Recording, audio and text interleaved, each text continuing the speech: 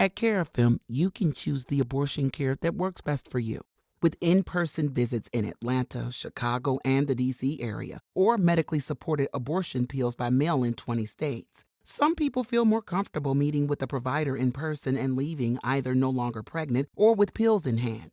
Others prefer getting abortion pills by mail. Just fill out a short online form and, if eligible, your medication arrives in a few days in a plain package. When you choose abortion pills, Cara, our text-based abortion companion, is with you every step of the way, offering 24/7 support and answers whenever you need them. However you get care, Carafem will support you every step of the way. Learn more at carafem.org. This episode is brought to you by Indeed. You're ready to move your business forward, but first, you need to find the right team. Start your search with Indeed Sponsored Jobs. It can help you reach qualified candidates fast, ensuring your listing is the first one they see. According to Indeed data, sponsored jobs are 90% more likely to report a hire than non-sponsored jobs. See the results for yourself. Get a $75 sponsored job credit at Indeed.com/podcast. Terms and conditions apply. Get your mother-loving ears on because your big-time radio DJ's got news. PayPal lets you choose how you want to pay for all the stuff.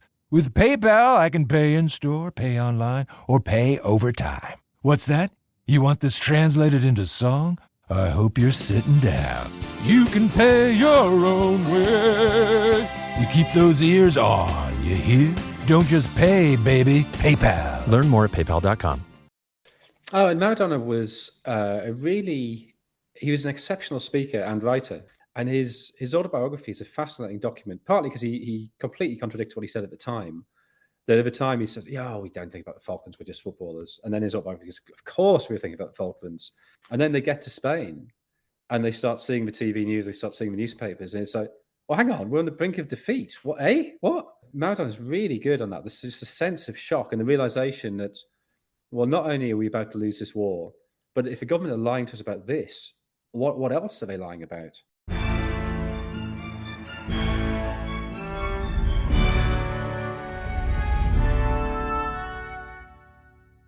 Hello.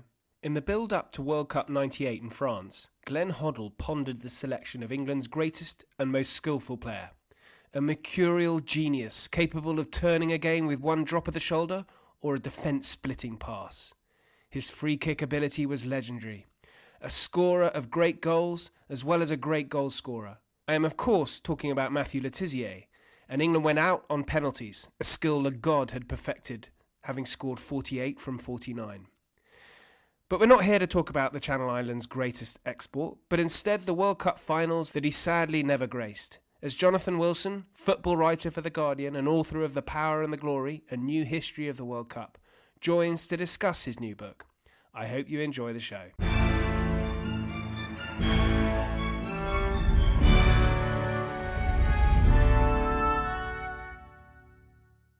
Jonathan, great pleasure to have you on the podcast. Thank you so much for joining me. It's a great pleasure to be here. Thank you. And just as before we started recording, your book has just been nominated for the William Hill Sport Book of the Year award, the preeminent award for sport writing. I think you'll be the second. Actually, we had Tim Wigmore on talking about his very good history of cricket. I don't know if you've read that. It's very good. But this is sort of quite similar in that your Power and the Glory, a new history of the World Cup. And I have to be honest, I kind of dived in to start with the World Cups that I first remembered, which I think was 1986 was my first that I really remembered. And it's a huge pleasure reading about it. And it's sort of nostalgia, but also a huge amount of backstory to stuff that I had not really appreciated. Not least reading about Henry Kissinger's 2-hour-long speech, halfway through, where he's attempting to get the World Cup for the USA, and halfway through he discovers that he hasn't actually. Yeah, he hears a Mexican celebrating downstairs and knows it's all too late. So that was all. It was all very last minute because Colombia had been given the World Cup or a decade earlier. I can't remember exactly when, but early 70s. And then various political issues in Colombia, plus I think it was an earthquake there as well, the sort of various uprisings that they had there. And it became increasingly apparent that Colombia didn't have the capacity to host it. And then looking back, I don't think it's coincidence that João Havelange, the president of FIFA, he leaves Madrid after the World Cup final in 1982 and gets a lift with the head of Mexican TV to go to Mexico City. And it looks like the deal was stitched up then. I think they're probably all dead, so I think it'll be safe to say that. I mean, the idea that Havelange is corrupt, I think we're quite safe for saying for quite some time. Yes, I want to get on to all that corruption, actually. Yeah. Finally, 1983, they take it off Colombia. They open a new bidding process. The USA gets involved. And the US, I think in retrospect, they think they didn't take it quite seriously enough in terms of the detail of a bid document and everything. And certainly their bid for 94 is a lot more impressive. But they do get some heavyweight figures like Kissinger. And then it's all a bit embarrassing when the Mexicans do this sort of very tin pot 10-minute speech, and they're all celebrating in the bar while Kissinger's droning on upstairs. But that kind of sums up where I guess this is a view that probably many have, particularly in this country, I suspect, over FIFA. I mean, does it really matter how good your speech or your documents are, or even how good your stadiums are? I mean, surely if you've built up a relationship, if I call it that, with FIFA, it seems as though the bid detail is irrelevant. It's your relationship with FIFA that's the most important thing. Yes, I think that's probably true. I think there probably have been World Cups where it did matter, but none of the recent ones. I think if your bid document is terrible, that probably would disqualify you. I mean, Morocco's bids kept being undermined by the fact that they always have to include the king, and the king could never turn up on time. So the people, and of course the voters have changed, whether it was the executive committee of FIFA or all the members of FIFA. But they would get very frustrated that the king of Morocco wasn't turning up when he said he would. So look, it makes some difference, but you're absolutely, and in fact, in some ways, paradoxically, having the stadiums is actually a reason why you won't get it, because FIFA loves this idea of, we're taking to new territories. New territories mean new stadiums mean construction, and construction pretty much everywhere in the world means backhanders and lots of opportunities for corruption, shall we say.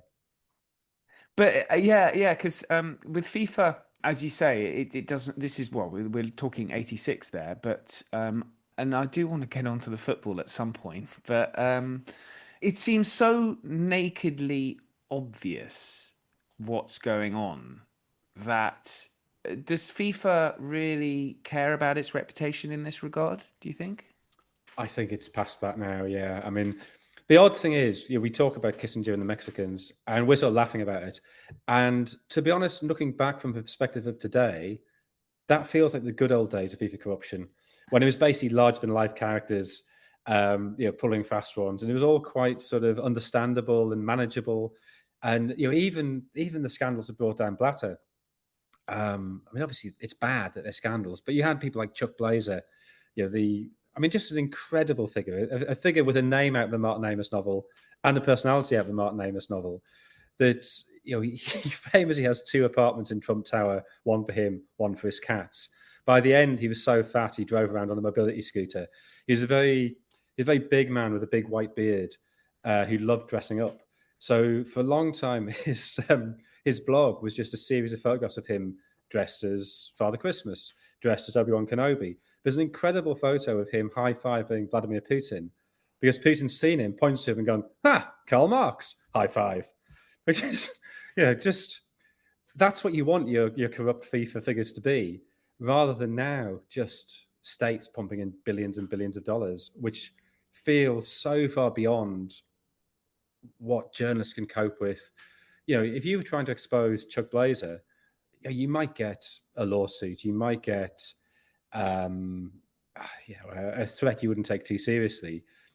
But the fact is, we know what Saudi Arabia does to journalists, and that's always at the back of your mind whenever you're criticising them. So, with the award of the World Cup is it 34? 34 to Saudi, yeah. Saudi Arabia.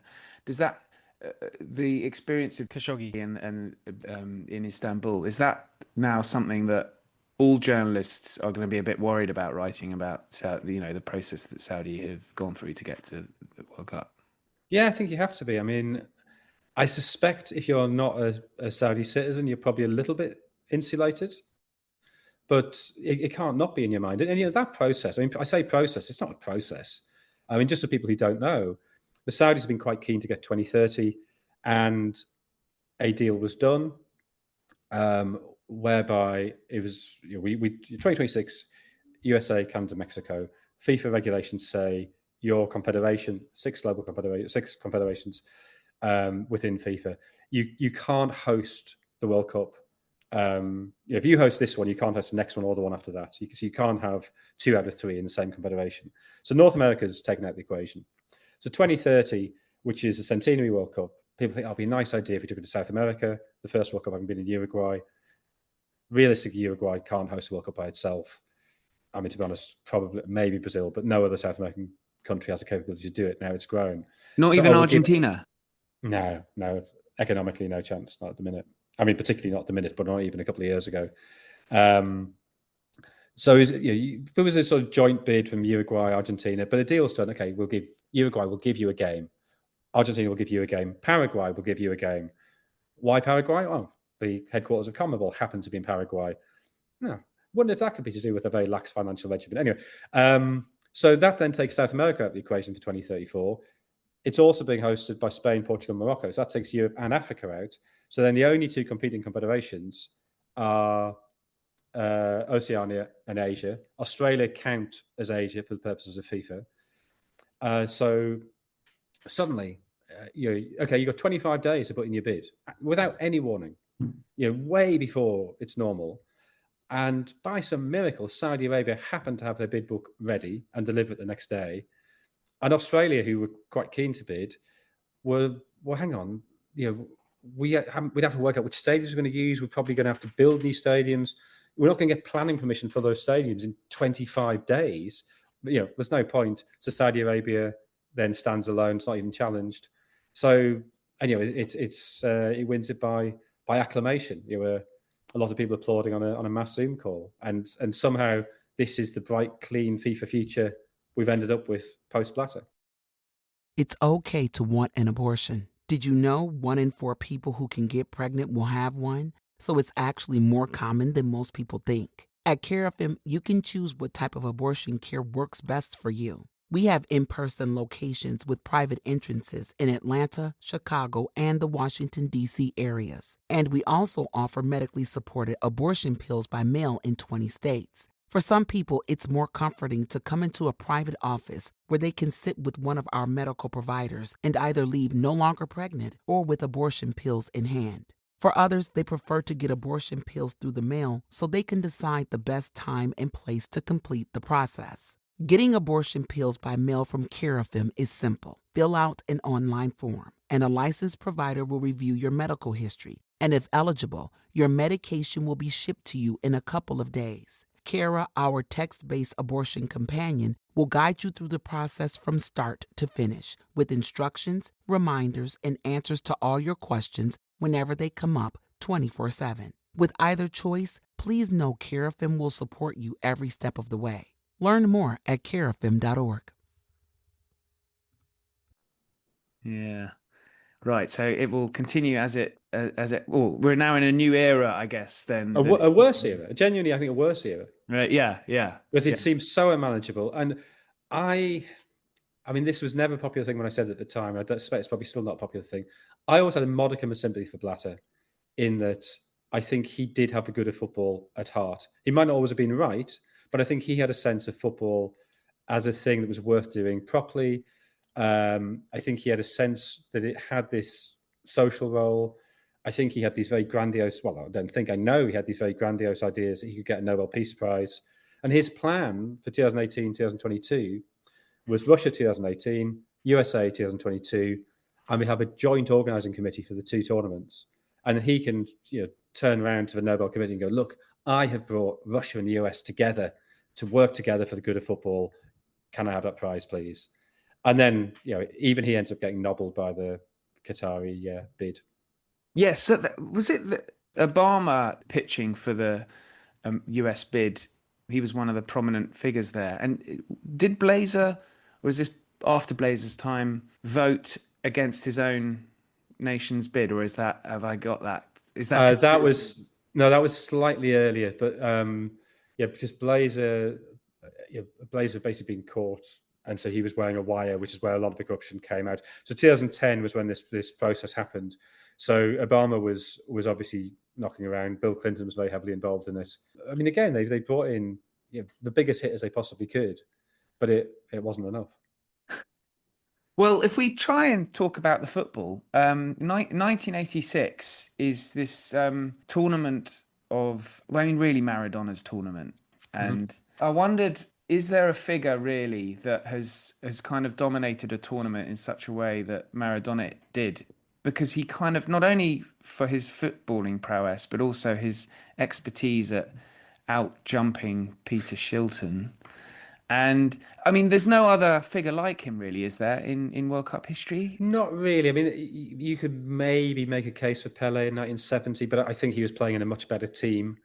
I think a lot of people talk down the Argentine team of '86 excessively. I mean, they still had people like Valdano and Burruchaga and Batista. Yeah, they were still good players, but Maradona was head and shoulders above them. Whereas you look at 1970 with Pele, and you had people like Carlos Alberto and Tostão and Jorginho and Rivellino and Jess, and they were a great team of whom he was the greatest. Whereas I don't think you'd say any of those other Argentina players were great. Maybe Valdano, if you're being generous. Maybe Messi in Qatar. Again, you're looking at people. Enzo Fernandez, who since has been transferred for over £100 million. So they have other excellent players. So I think you're probably right. Maradona stands alone as being that's the occasion when one man has really shaped the tournament more than any other. It's reading in your book about how he really sort of takes on the nation of Argentina, which is only 4 years before at war with Britain, and it's so refreshing in a way reading quotes from him that you've included, because he speaks from the heart. He has no problem with slagging off Britain and and of course the hand of God. He and in Argentina sort of society, that's viewed as completely legitimate, and I do find that very refreshing that we do get a sort of very sanitized version of quotes from footballers nowadays.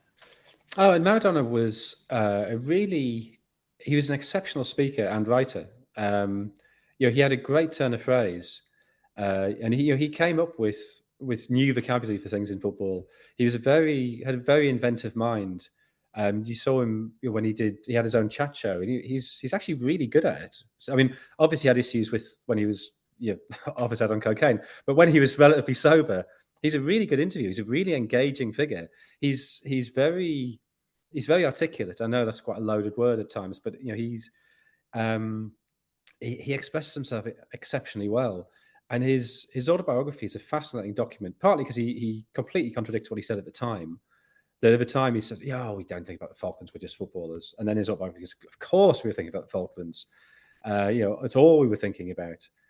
The other amazing thing in his autobiography, and I've since spoken to other players who were there who say exactly the same thing, that in '82, they'd gone to the World Cup as world champions. And at the time, there were only 2 channels on Argentinian TV.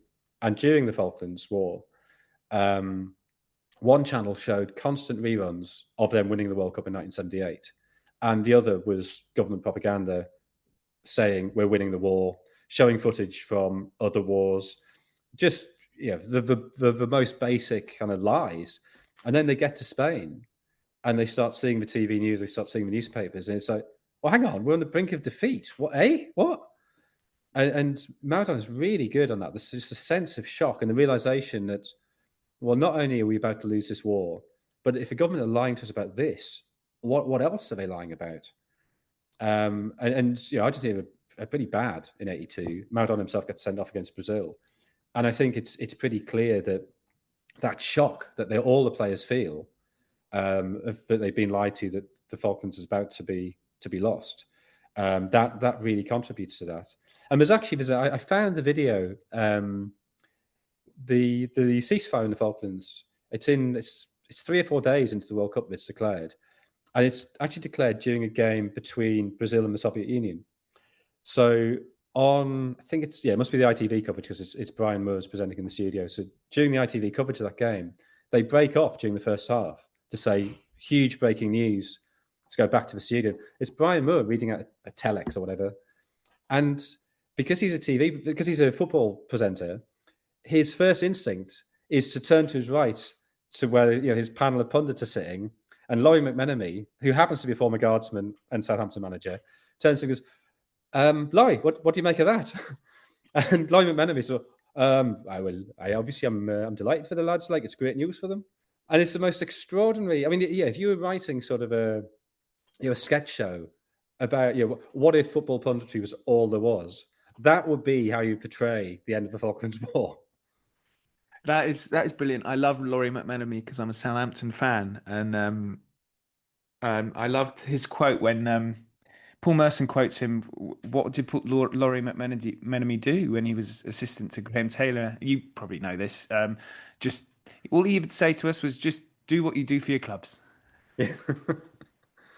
which is a nice, simple way, simple form of coaching. I like that. I like this is a simple version. It still seems so complicated today, football tactics. How has it changed in the World Cup over the years? Because, I mean, I'm very much I really have much of a problem with Jack Charlton's lump the ball up to the big man. Do you think football's the tactics at World Cups now a little bit too complicated? I mean, I think they're significantly less complicated than in the club game, just because international managers don't have the time with their players. I think you see examples like in 2002 when South Korea were hosting the World Cup, so they stopped their national league, so their best 40 players can go to a camp for 3 months before the tournament, from which slightly mysteriously they emerge incredibly fit, but they're also tactically brilliant, certainly for an international team. And they can change tactics in the middle of the game and go from a back four to a back three at the click of a finger. So you do see when teams have had time to really work on the drills they would be used to at club level. But fundamentally, international football is a much more stripped down, much more basic version of the game. You also have something you don't really see at the top end of a club game now, which is that as a national manager, you've got to work with what you've got. So if your best two players, as Scotland found fairly recently, if your best two players are both left backs, what do? Do you try and work out a system with two left backs, or do you leave one of them on the bench, or do you move one of them to the right, or do you play one of them in midfield? And England have had a problem for years. I mean, I think it's not so significant now, but for years they had a problem. They didn't have a left-sided forward. And obviously, if you're a club side, you just go out and buy an expensive left-sided forward. So I think that problem-solving element of international tactics, I went through a phase of being quite down on international football and finding it quite frustrating. And I think there was a period, probably 10 years or so ago, when it had become quite negative, because it's much easier to set up a defence and set up an attack. So, okay, let's, when Portugal won the Euros in 2016, for instance, pack everybody on the ball, get it forward, Ronaldo might do something. If not, hopefully we'll win on penalties. And it worked for them, but it's not really great to watch. But I think now we have progressed beyond that. I think there are slightly more sophisticated, slightly more complex attacking drills. And I think actually international football now, because of that problem-solving element, the fact you can't just go and buy the solution, there's something a little bit purer, a bit more authentic about it. Oh, that's heartening to know, because I have to say, I can remember every single England game in 86, 90. I don't think there was a World Cup in 94, was there? 98. But now, I mean, I'm struggling. I was talking about this with a friend of mine. I'm struggling to remember all the matches in the last World Cup. I think it's probably your age rather than anything Yeah, else. I think it is, isn't it? I've had exactly the same thing, but my memory is excellent for all sport until 1995, when I went to university and discovered booze in large quantities. And also, obviously, being a football journalist, I see so many matches. Trying to differentiate them becomes very, very difficult. Right. Okay. Oh, that's interesting. So yeah, if people mention a particular match, that you have to struggle a bit, do you, to remember it? Oh yeah. I mean, there's another podcast I've been on. They have this game where they will tell you a ground and an away team, and you have to name a player who has scored for that team at that ground and the season in the Premier League. And you'd think I'd be really good at this because I literally spend my life going around Premier League grounds watching football. I'm terrible at it because I just can't separate them in my head. So unless something particularly memorable has happened during that game, which might be I had a very nice lunch, it might not be anything to do with the football. I find them really hard to separate. I've been really enjoying reading about the Iran football team in the build-up to World Cup '98, and it does incorporate a lost element of the game that I think you're probably quite keen that you're quite pleased that it's gone, which is the away goals rule, because Iran manages to qualify through away goals against Australia to make the World Cup in France. But I really enjoyed your sort of blending of I mean, you do this with Yugoslavia as well in 1990. I mean, it's just these sort of global geopolitical problems boiled down into one country. But with Iran, it's fascinating, particularly nowadays. Iran have always, they've got quite an advanced league structure in the country, and it's almost a surprise we don't see more of them. And I think that is almost entirely political. In '98 they played the US as well, so that was obviously a huge game politically, and actually was just at the period of détente between the US and Iran. So it could have been a lot worse. But I mean, Iran, looking to the next World Cup, they've qualified, but they're on the list of 14 banned nations. So the team will be allowed to go. They'll get visas because there's an exemption for elite sports people. Whether all their backroom staff will be able to go, I think, is unlikely, and obviously their fans won't be able to go. And this is I mean, I'm conscious I'm not quite answering the question you asked.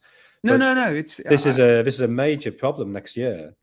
That we've had 22 World Cups before, and at some level, each of those hosts has been projecting an image of themselves, and that could be quite benign, as in the case of Uruguay in 1930.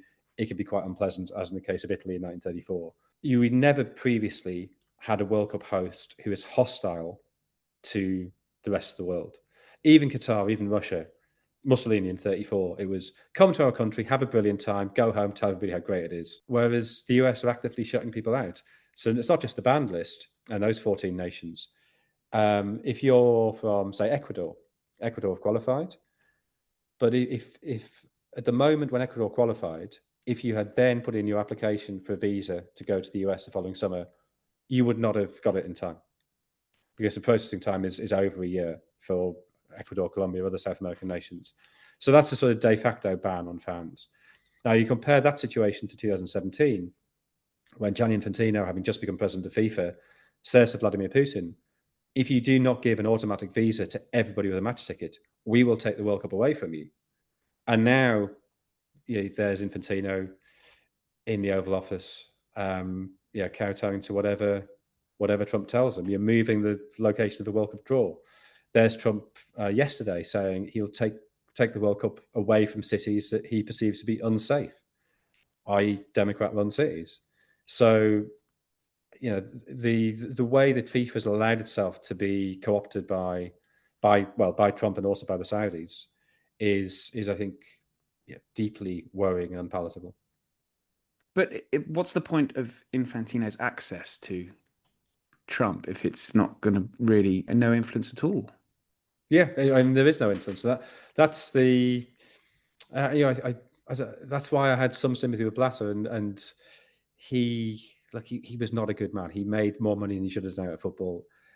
He allowed corruption to go on beneath him. His policy was let the corruption go on, take notes on it. When somebody steps out of line, you get out the dossier and say, right, resign, please. You could argue that's just sort of a smart political way of doing things with a global organization. But he was, at least to some extent, able to shape how World Cups would be hosted, able to shape how football would be played. Whereas Infantino seems entirely in hock to major authoritarian figures. But with FIFA is probably beyond any kind of reform now, isn't it? It's presumably so corrupt from top to bottom. Although I should hesitate there. A friend of mine works for FIFA, and I'm sure he isn't corrupt at all. Well, that's the really sad thing about FIFA, that you meet, when you work with FIFA regularly, you meet a huge number of incredibly bright, incredibly able people. You have a standard FIFA one can speak about 18 languages. They're incredibly good, but the whole sort of superstructure is corrupt. And to an extent, it's very difficult for that not to be the case, because if you have a body of 211 global members, I don't want to stereotype any area, but there are the vast majority of those 211. The presidents of those FAs will have gained their position by corrupt means, and so of course that's what politics is to them. So when they bring it to FIFA, it's exactly the same. I mean, I think the way that FIFA could be toppled would be a UEFA breakaway. I don't think UEFA at the moment and the Chefrin are brave enough. But I think that's where the Nations League is interesting. Nations League, which is for UEFA countries, it's been very successful. Were they, say, to invite Brazil, Argentina, Uruguay, maybe South Korea, Japan, maybe even the big TV markets of the US and Mexico, well, what's the rest of the world going to do? They're going to have to fall in line because there's no money anywhere else. And actually, one of the weird things that's breaking at the moment, I don't know when you plan to put this out, but there is a move on the part of UEFA to expel Israel. FIFA so far has been backing Israel, and Trump clearly backs Israel, and FIFA tends to do what Trump says. So you could have this very weird situation where Saudi Arabia, who've been funding FIFA, the Club World Cup last summer was funded by DAZN, TV company, run by Len Blatavnik, who said, right, we'll pay $1 billion for the rights, way more than anybody else was prepared to pay. And then guess what? A week later, they get $1 billion investment from Saudi Arabia. So, I mean, it's not that hard to work out where that money's come from. So Saudi Arabia has been bankrolling FIFA. Are they going to take a pro-Israel position? Is that really what's going to happen? So if UEFA really want to wedge issue, they would get a lot of the Islamic world on side, plus they've got the money. If they could get Argentina, Brazil, Uruguay, maybe Mexico, FIFA really don't have anywhere to go then. Right, that's interesting. Yeah, because I mean they're trying to get involved in club football as well with this new club championship. Yeah, I mean that's a. I mean it's clearly a political move to try and reduce UEFA's power. UEFA has the Champions League, which is by far the preeminent club competition. That's where all the money is. So this is FIFA's land grab to try and get some of that cash. But it's also, and I don't know, this might be me being too cynical, but that $1 billion, if you suddenly drop $1 billion on the teams who are there, that goes, in Europe or in the Premier League, Chelsea get about 100 million of that. That's a lot of money, but it's not massively destabilizing the Premier League. If you look at, say, River Plate and Boca Juniors, the two biggest teams in Argentina, I think they got 15.7 million for turning up plus various bonuses. So they got about $20 million each.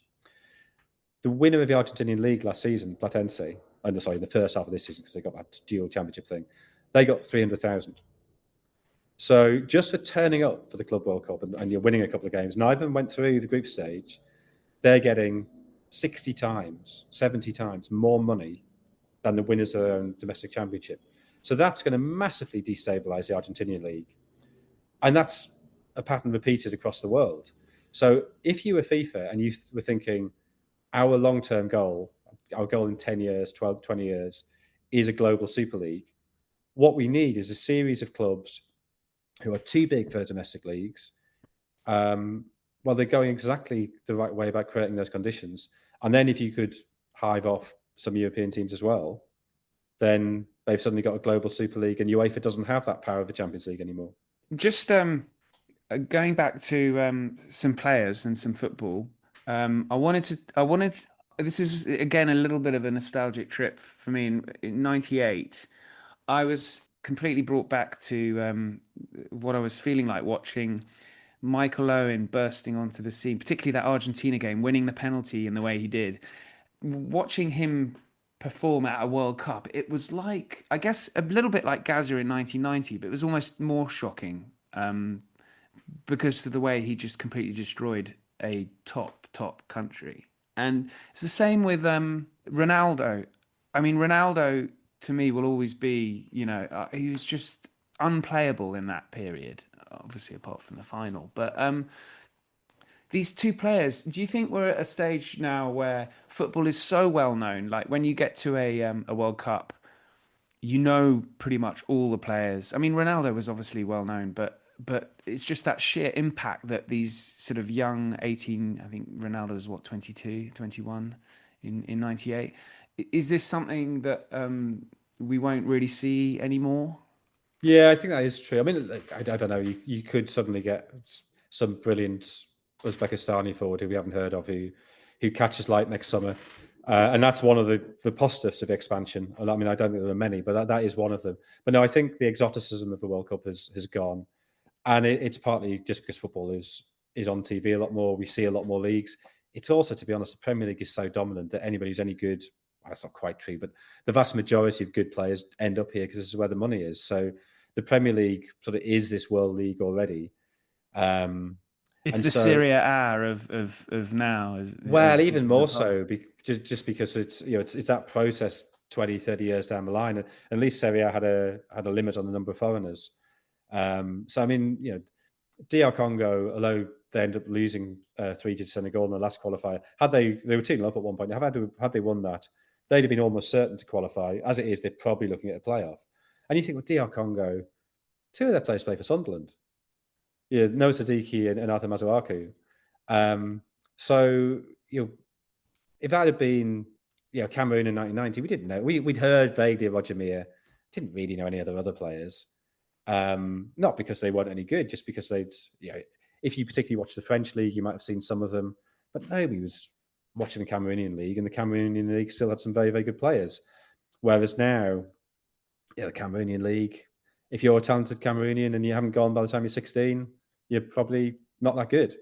And it's not just Cameroon, it's not just West Africa, it's everywhere. So even in Argentina, you see that, I mean, they call it the talent donut. That basically, if the players who are actually good in the Argentinian league are either 18 or under or 35 or over, and anybody in the middle is just a player who wasn't quite good enough to make it in Europe. How important is it then in Argentina with all that heritage in which you write about from Europe? I mean, that is a sort of ticket into Europe, isn't it? I mean, if you've got Italian passport, I mean, that's a huge help for getting a work permit. Is Argentina kind of unique in that regard? Because Brazil, you don't really get that kind of historical connection. Yeah, also, Brazilian league's just wealthier, so there's less impetus to leave. But yeah, I mean, Italian clubs have been signing Argentinian players since the 1920s. So there was what were called the Oriundi, the returners, people of Italian heritage from South America, who went to Italy. So if you look at the Italy side that wins the 1934 World Cup, 3 of them are not Italian. 3 of them would not be allowed to play for Italy today. So Luis Monti, who plays in the middle midfield, had played for Argentina in the 1930 final. He'd been captain of Argentina in 1930. And then there he is turning up playing for Italy 4 years later. So, and it was that was looking back from our perspective, the argument over immigration there is fascinating. Because those players were initially not allowed to play for the national team. And Vittorio Pozzo, the national manager, says, well, hang on, they're eligible for national service. So you want them to potentially die for the country, but they can't play football for the country. That makes no sense. And so the ban is lifted. So I think it was 1926, Libernati, I think was his name, the first of the Oriundi. Well, Ireland's another country like this. It's got an interesting relationship with nationality that I know you've written about the Charlton brothers. Jack Charlton, there's a great quote in the book about it's good that they've come back to help out the mother country or something along those lines. Yeah, well, the extraordinary thing about that is he was asked the question by a 13-year-old. It was one of these sort of TV stunts where they get a child to ask it's actually one of the best answers I've ever heard to any football question. Because when he was asked that, which was late 80s sometime, I can't remember the year, it was still quite a sensitive issue, the diaspora. To what extent should they be welcomed back? Have they sort of deserted Ireland? And Jack Charlton, I think, absolutely nails his answer, saying, I think it's great if they can come back and help us out. And then, there's the great story with Tony Cascarino, who it turned out was never qualified for Ireland. It was all this sort of, I think when he first applied, he thought he was, but it turned out somebody in his family His wasn't quite grandmother was adopted, I think. Is something like that. Yeah, in his autobiography, which is a brilliant read. Oh, it's a great book. Yeah, and then Ireland play Italy in New Jersey in their opening game of that tournament, and they're sort of thinking it's going to be, obviously New York, New Jersey, huge Irish and Italian communities. They think it's going to be 50-50, this great atmosphere. And there's the Ireland bus pulling through the crowds to the stadium, and they just see green everywhere. Everybody's wearing green. There's not an Italian in sight. And Jack Charlton turns to Tony Cascarino and says, "Jesus Christ, Cassie, you're the only Italian here." Oh, he's got such a great sense of humour, Jack Charlton. He's brilliant. Oh, yeah, he was. I think he was a very difficult man, but all my dealings, well, my quite limited dealings, but my limited dealings with him was he was very funny and very sort of. He just didn't really care. He just said what he thought, and yeah. Is the Czech story true? He would, when he was in Ireland and would go to a pub, he would write when he had to pay a bill, he'd write the check so that he knew it wouldn't get cashed. Yeah, is that true? He definitely did do it on at least one occasion. How in the story is he did it all the time. But yeah, he would go in and say, "Oh, a round of drinks for everybody on me, pay by check," knowing that the vast majority of times they would rather frame it and have it on the wall than actually cash it. But he was financially very sharp. I mean, he when he was a kid, he would go around his neighbours' back gardens, steal vegetables out of the gardens, and go around the front of the house and try and sell them their own vegetables. Oh, that's wonderful. And he was also he had a paper round, and he realised that the paper rounds around Ashington were they'd grown up organically. They were different news agents served different areas, and it was totally incoherent. So he got all the paper boys together, got a map, and rationalised the routes. So they all sort of halved their paper round, and they all pooled their resources. And that was age 16. So he had a phenomenal mind. Yeah, he certainly did. He's actually a perfect character to manage Ireland. It's hugely successful as well when one considers the number of players open to him. It's extraordinary.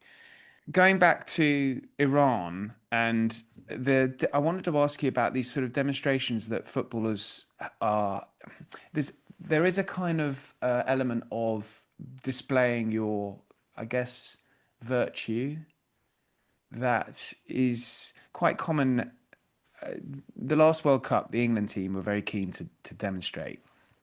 I've actually forgotten. Was it BLM? I can't quite remember. Yes. So there was I don't know how keen they were actually, given what happened. They had a lot of the Black Lives Matter stuff before the Euros.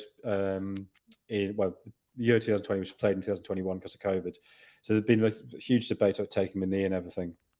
And I think that had sort of thrust them into an activist space, which they might not necessarily want to be in.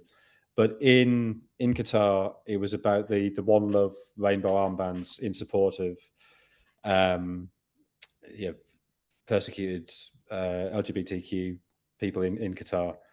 And there were 7 Northern European countries who all, yes, we'll wear these armbands. This will be a great gesture of support. And then as soon as FIFA said, we'll book you for wearing them, they all buckled. And the thing is, if all 7 had held their line, what are FIFA going to do? They're going to destroy their own tournament over that. I mean... Yes, exactly. It seemed like it was something that they could navigate their way through. But when England played Iran, a team that refused to sing their anthem, and they would face a lot more than a yellow card back home. It just did the demonstration between the two kind of, cultures, the sort of Western culture and a country that is going through, a lot worse. You almost couldn't pick a larger contrast between the two, really. In Walmart's Newville, joy started to grow. For online-only savings sure to steal the show. Tech treats and toys so dazzling and new. Walmart Cyber Monday deal soon ready for you. It's online only with very little time to spare. December 1st will soon be here, so be sure to be there. The Who's are prepared. Are you ready too? A day packed with savings. Amazing! Who knew? Subject to availability, terms and fees apply. Yeah, I agree. I mean, I sort of have sympathy with players as well because a lot of them are just footballers. They don't. I mean, maybe you think they should be taking moral stands, but I think, and this is true throughout history, footballers just want to play football and get on with their lives. And you see countless examples of people who've had the opinions of others thrust upon them. Yes, like the England team in Germany in 30. Well, I think that's less excusable actually. Them giving the fascist salute, because Aston Villa the following day refused to do it in Germany, playing a friendly. So I think they could have got away with that. But equally, doing it in the 30s, did people really know what it meant? That this is just a local custom, just do it and shut up and get on with it. I mean, maybe if they really worked it out and talked to people and read around it, maybe they thought, actually, I'm not sure about this.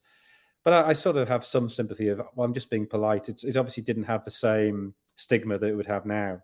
I mean, clearly, an England team giving the fascist salute now would be a problem. Whereas back then, eyebrows. It looks bad in retrospect, but at the time, I think it was probably just seen as being polite.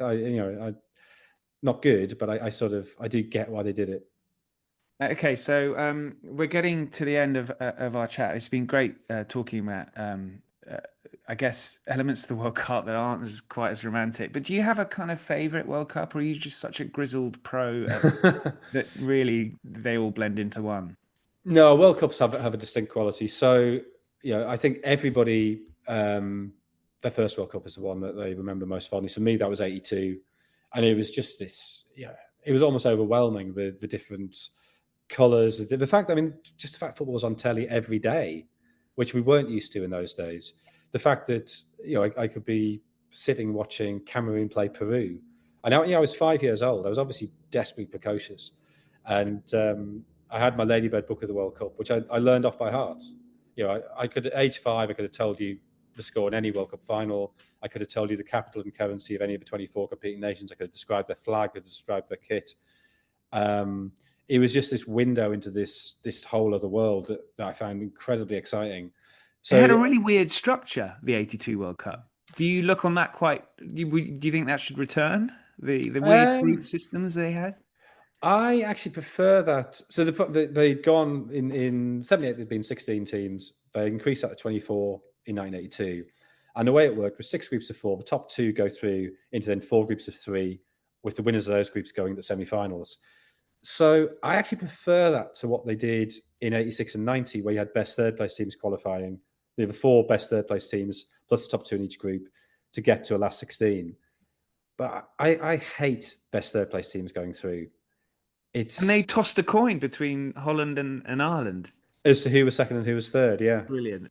Which is extraordinary. Well, we had in Russia, was it Senegal and Japan, that Japan went through on fewer yellow cards? I think because they had exactly the same goal difference. But at least that's got a kind of vaguely football. Yeah. But in terms of the World Cups I've been to, and I've been to every one since 2006, and this is entirely personal, and I'm very conscious of the dark side of it, but I got the planning right in 2018 in Russia, that I did just the right amount of travel, staying in the same place just the right amount of time. I picked Kazan to stay in, because in Brazil, I'd sort of shuttled between Rio and Sao Paulo, and then was hearing all these stories from people who'd been out in Manaus or Curitiba or Recife, thinking, that just sounds a bit wilder and a bit crazier. And city's not used to having these big global events. So I thought, I won't stay in Moscow, St. Petersburg. I'll go to Kazan, which had a quarterfinal. And then I just got lucky that Kazan, you had in successive games, Poland go out, Germany go out, Argentina go out, Brazil go out. And big teams going out, as a journalist, is the best thing to write about. And I remember after the quarterfinal there, after Belgium had beaten Brazil, and the Kazan is in the wrong time zone. They try to pretend they're closer to Moscow than they really are. So dawn happens at 2:00 in the morning. And leaving the stadium, and dawn is just beginning to break over the stadium. And they had what I assume it's true, it may not be true, but what they said was the world's biggest LED screen on the front of the stadium. So you got dawn, you got this LED screen, and you came out of the press box, and you had there's a big marsh And there's a beautiful wooden church you could see just on the other side of the marsh. But you had this marsh, you had to walk along this sort of this pathway with a wire fence on either side. So you've got the marsh to the left. On the right, you've got the car park. And the Brazil team bus was there. I remember looking across, and silhouetted against the dawn and this huge LED screen, you saw Neymar just standing by himself, head bowed. You realise in silhouette he looks weirdly like Bart Simpson, but you got a sense of the poignancy of him recognising he was never going to win the World Cup. And of course, he played in 2022. He may well play in 2026, but he knew that was his chance. And him just standing alone, looking at the ground, just this great poignant image to leave Kazan with. All right, shows the power of the World Cup. Jonathan, this has been fantastic. Thanks so much. Thank you very much. Really enjoyed it. Thanks so much for listening. Links are in the show notes. Please share with friends and family. And if you want to get in touch, you can through X or email history@aspectsofhistory.com. But until then, thank you and good night.